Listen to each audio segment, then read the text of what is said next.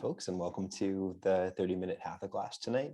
That's so good to see you in the live session. If you're here and if you're taking it on recording, thanks for coming in. I want you to just get cozy and comfortable on your yoga mat. You can lay down on your back in Shavasana and you can close your eyes. You can let your arms rest just by your sides and focus on the feeling of the rising and falling stomach. So eyes are relaxed, body is in this state of kind of catching up to the relaxation of the mind, maybe, or it's vice versa. Maybe the mind is catching up to the relaxation of the body. So kind of just bring them into a sense of harmony with each other, letting the body relax with your breathing and letting your mind relax with your breathing as well. So I really find that that's a really great gap, or it bridges the gap rather between what I feel the physical body and the more emotional or mental side of my practice is. I think the breathing is this really nice kind of link between the two of them. So focus on your breathing, take a nice long filling breath in through the nose, whole expansion, and then exhale, relaxing it out. And one more inhale through the nose, filling up the body, letting the chest rise, the rib cage expand, the belly. And exhale in any way or form, with the mouth, with the nose, or a little bit of both. So if you are following along with the playlist, go ahead and press play on it.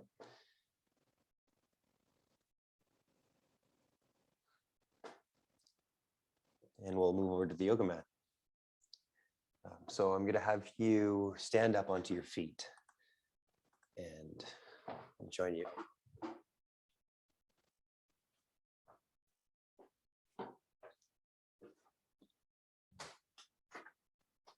Thanks so much for being here.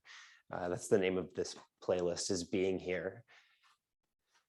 Really appreciate your presence.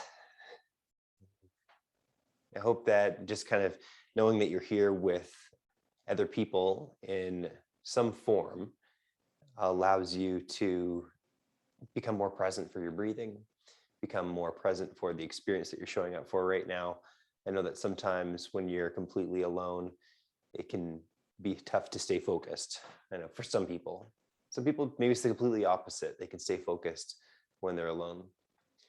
Anyways, let's bring the hands to the heart center, palms touching, the fingertips, bases of the hands pressing.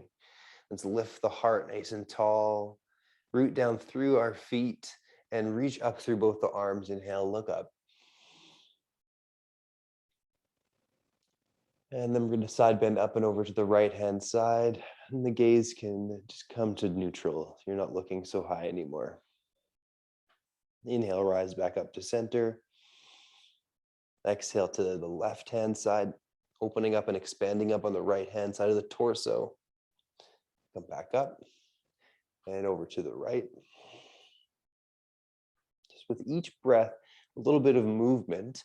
I want you to also kind of push your palms together a little bit when they're above your head here tonight. So there's an engagement that happens in the chest that kind of livens up the experience. And then when your feet press down, I want you to press them down and a little bit outwardly through the heels so that the heels turn on the outer leg muscles just a little bit. And then come all the way back to the center, no matter what side that you are on, just finish it off in the middle. Step the feet apart so that they're comfortable. Nice distance. Level off the arms to the floor. Turn the palms to face in. Squat the bum down and widen the arms like you're bear hugging a big tree or maybe your best friend. They're running at you to give you a big hug.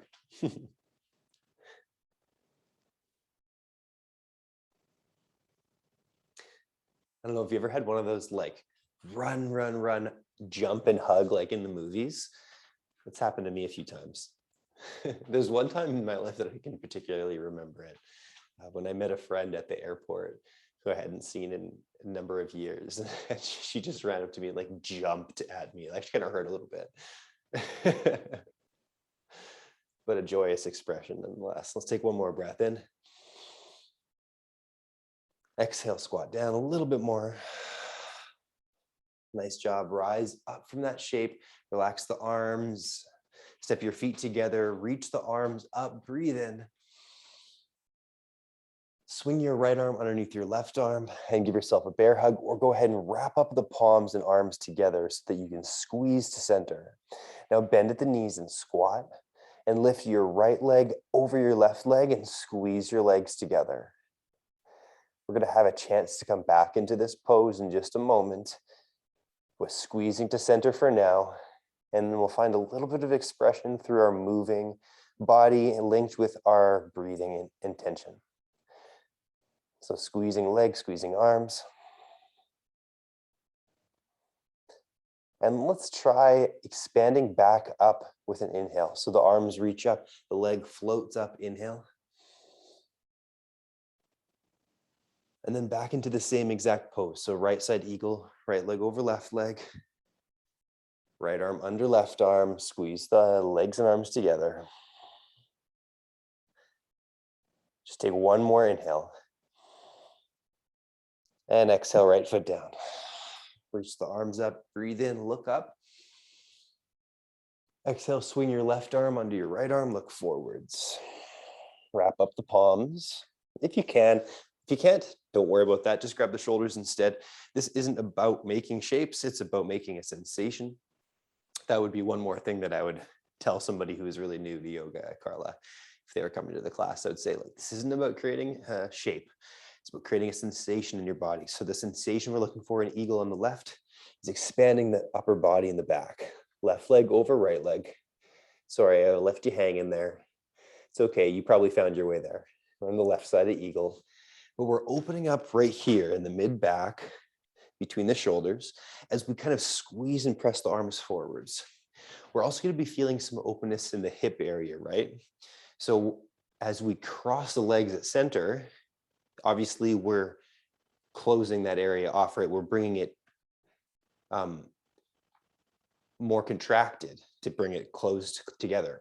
So when we do that, we open up the outside edges. So we're maybe feeling some openness on the outer hips. Just take one more breath in through the nose.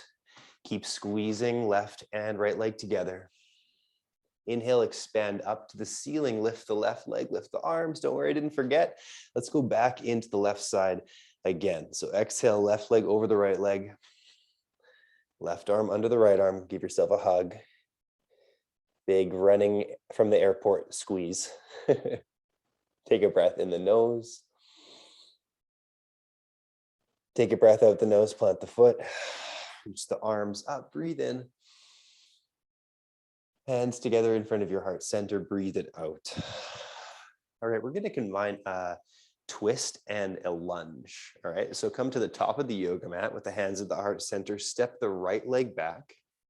Once our right leg is stepped back like so, again, it can be any length. Some people will go really long, some people shorten it up a little bit, whatever works for your body tonight. All right, so your right leg is back, hands at heart center. Now we're going to twist the body.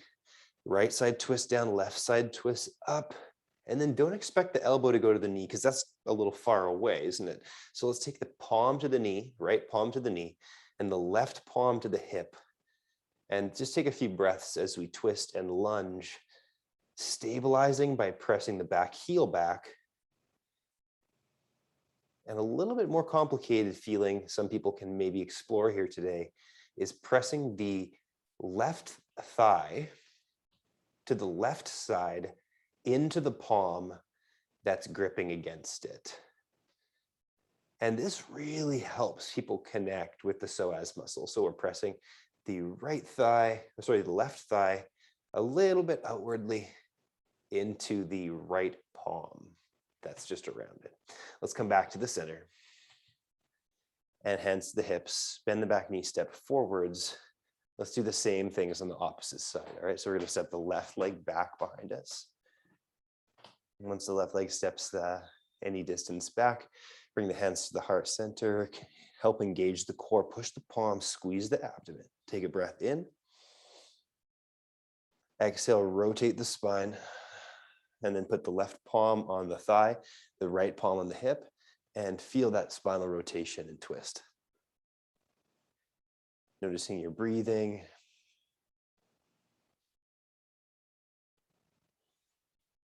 And then if you want to try that little bit more challenging of sensation, you're going to try to press this outer right thigh against the left palm that's on the outer side of it. And you're going to press to the right side with the thigh so the pinky edge of your foot becomes alive and the outer thigh and hip becomes awake. And you're counteracting that pressure with the palm that's touching. Let's take one more breath in. And a breath out, come back to center. Whew, that's hard work. Then the back knee step forwards. Nice. Let's step back with our right leg again. This time though, we're going to leave the whole heel to the floor. So see how I didn't leave my heel lifted? When we step back, the whole foot goes to the ground on an angle. Warrior one, reach the arms up. Inhale. Exhale, lunge forwards. Knee comes over top of the ankle. Sometimes a little too far lunging knee goes further forwards than ankle, means we can just lengthen the stance back just a bit further so that we have that space that we were looking for to lunge forwards. And so this pose is kind of similar to our runner's lunge in ways because we're getting that front leg lunging. But the back foot is much different in its connection to the floor. We're getting the whole activation of the bum in just a different way because we're hard down with the heel into the ground. Now we can reach up with those arms. This can help just kind of open up the sensation in the chest and in the upper body. Let's take one more breath in. Exhale, open up the arms to warrior two and heel toe that right leg just once or twice back behind you. Your arms are still reaching apart.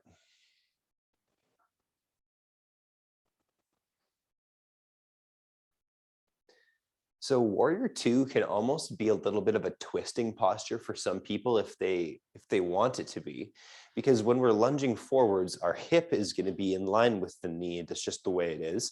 And then some people will kind of pull the torso back and it feels a little bit like a rotation in the torso.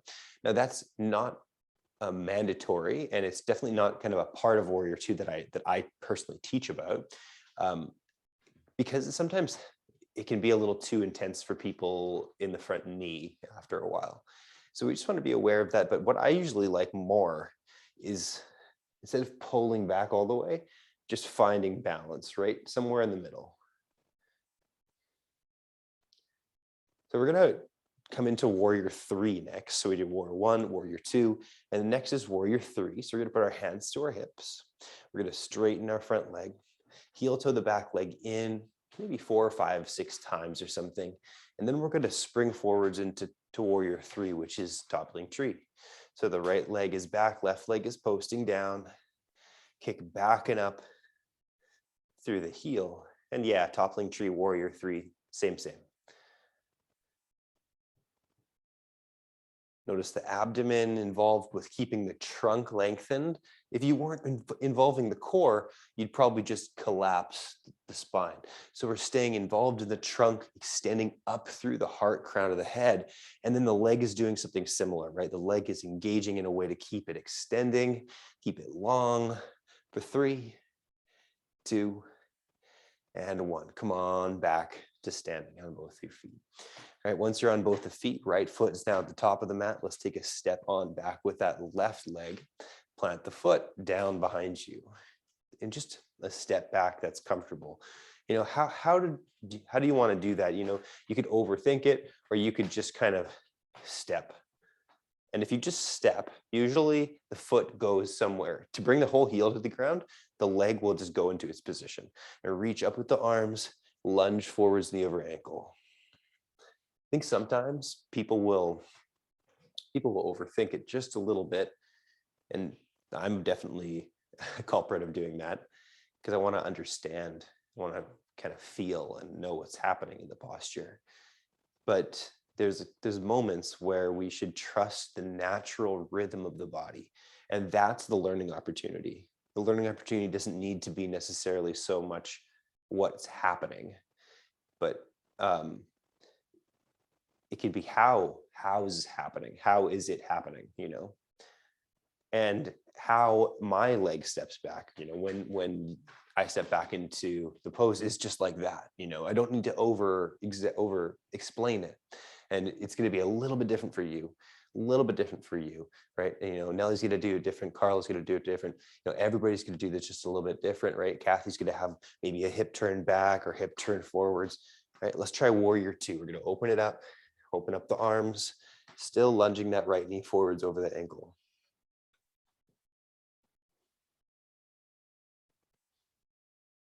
Press back through the heel and try to just engage through that thigh and bum just a little tiny bit.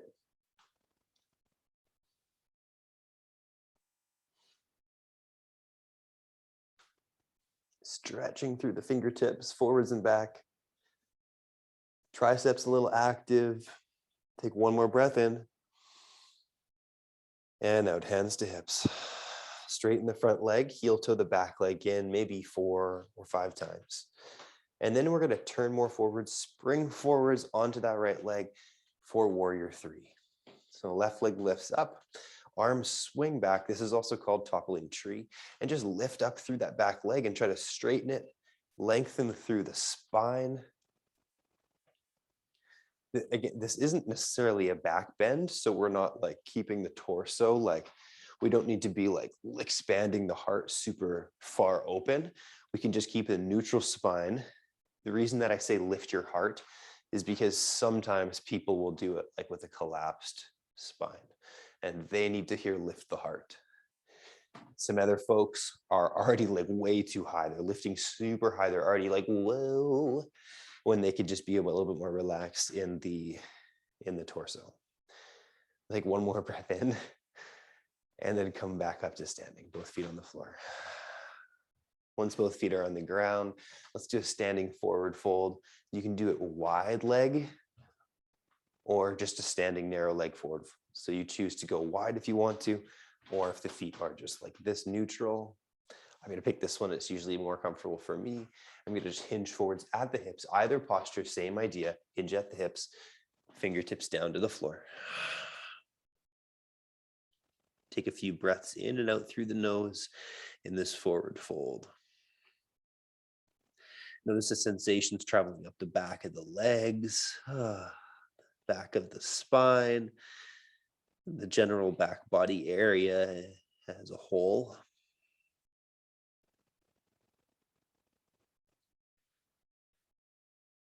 Take a big sigh out the mouth, make a little bit of noise with it, feel some freedom there.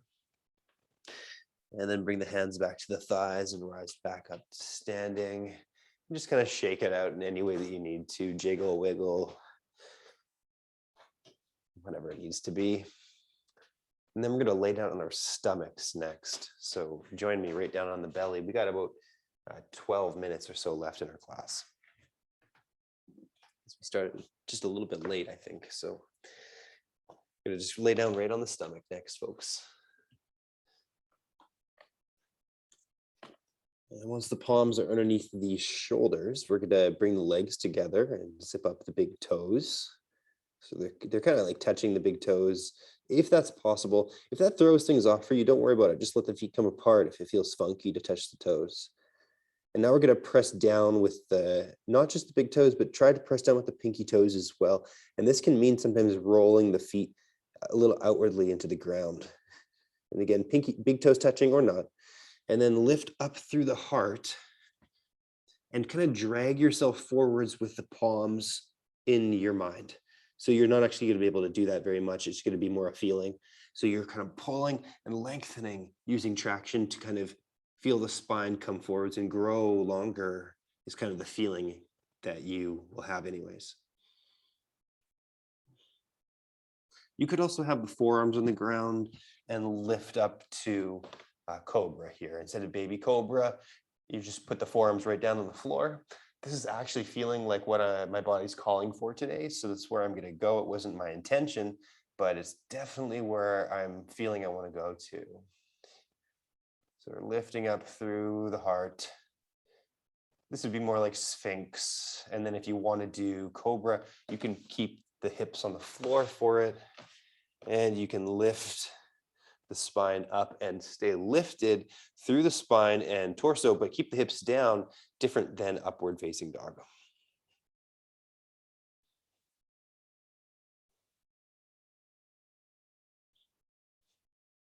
Probably why a lot of people get up dog and confused. They'll leave the hips on the floor.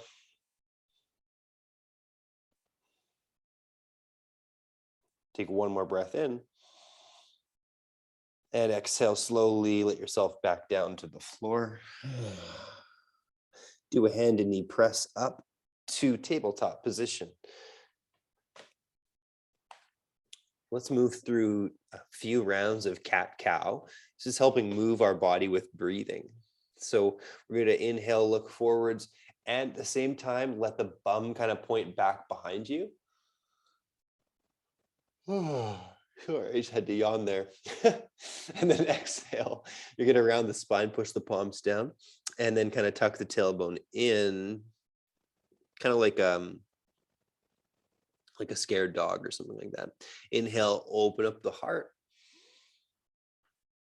And exhale, round the spine. Let's do just a few more of those. You know where you're moving.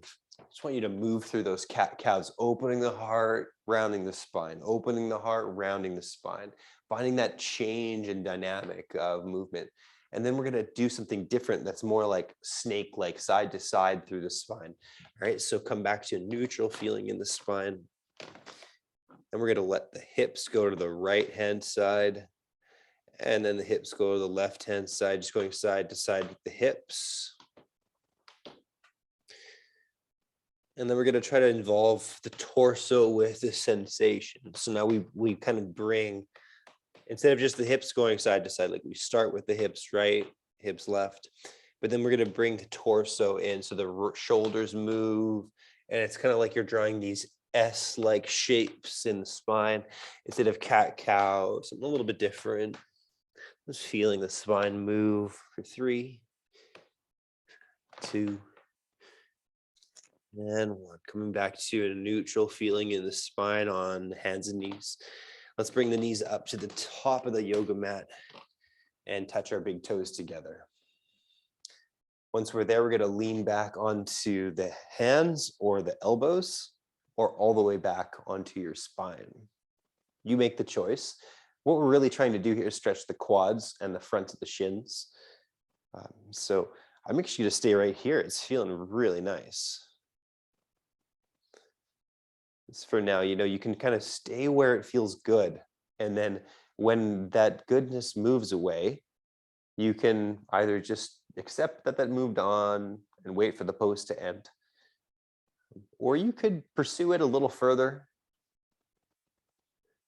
if it feels like there's a little bit more that could happen there for your quads or your legs or something. So this could mean edging back just a little bit once you've gotten used to this shape, this kind of sensation anyways. And so if you're on your hands or fists, you might eventually go into elbows or your back.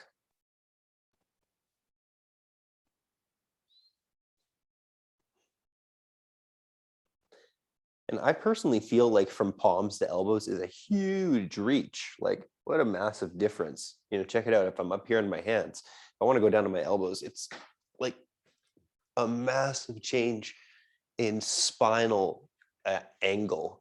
So what that might mean for you is that you could do it in a different way. Like you could, if you can't get back there with comfort, prop something up behind the spine, make it more like a yin pose, really bolster it up. However, let's just take 2 more breaths in this shape tonight, and then we'll come on out of it. So you're going to rise up by kind of replacing your elbows with hands, and hands help you push back up onto the shins. And then from there, you're going to go into tabletop position. So just kind of step those knees back. So you're on palms and you're on knees. We're going to come into our pigeon pose tonight. Let's walk the right knee up to the right wrist, swivel the shin beneath the pelvis to the left-hand side. So the right leg is kind of like a number 7 or something like that.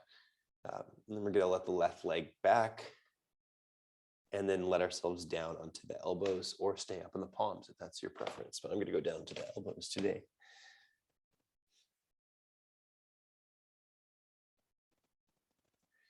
I always feel pigeon pose after working in the garden. I think pushing the wheelbarrow around and stuff like that, and moving with the shovel and the rake and stuff like that kind of just gets those hip muscles working in a different way. So I'm definitely feeling the pigeon pose tonight. It feels good.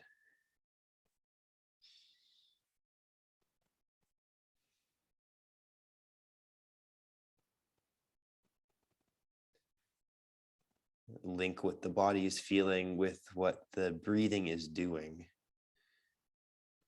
and let your mind kind of guide that process. So your inhale is your mind's focus. You're at the same time, you're focusing on the inhale. You're focusing on the sensations of the inhale expanding through the lungs into the stomach. And then exhale, you're consciously exhaling and feeling the kind of shrinking effect of the mid body. Maybe the sensation changes in the hips as you're breathing like that.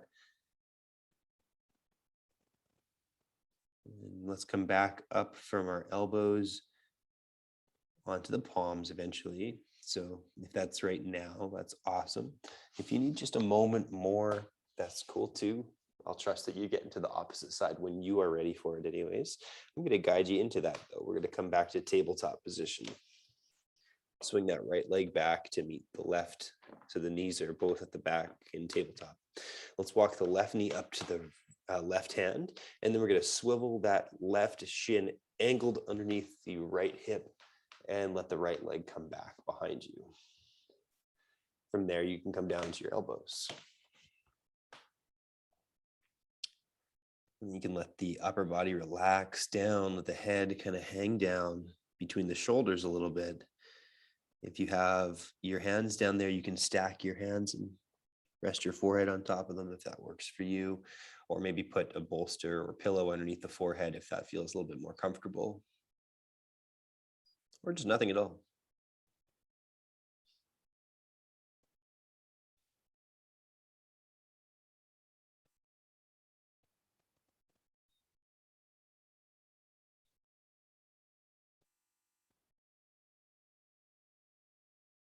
Let's try a few timed breaths. So first, let's all just empty ourselves of air. So try that, empty yourself. Take a full breath in for 3, 2, 1. And exhale, 3, 2, 1. Inhale, 4, 3, 2, 1. And exhale, 4, 3, 2, and 1. Inhale, 4, 3, 2, 1. Exhale, 4, 3, 2, and 1. Relax that extra little bit.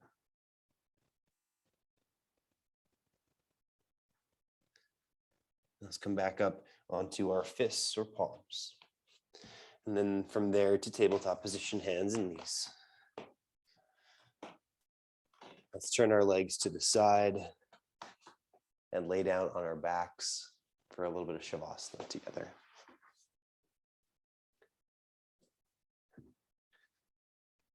So once you're laying down, just let yourself kind of expand and find space.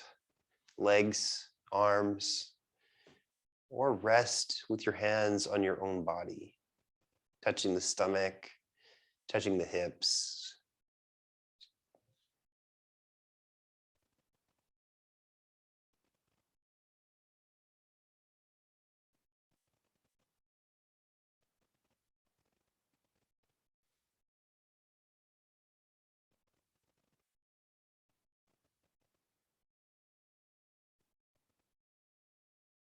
You might reach the arms to the sides if you have space around you, or even up if that works for you.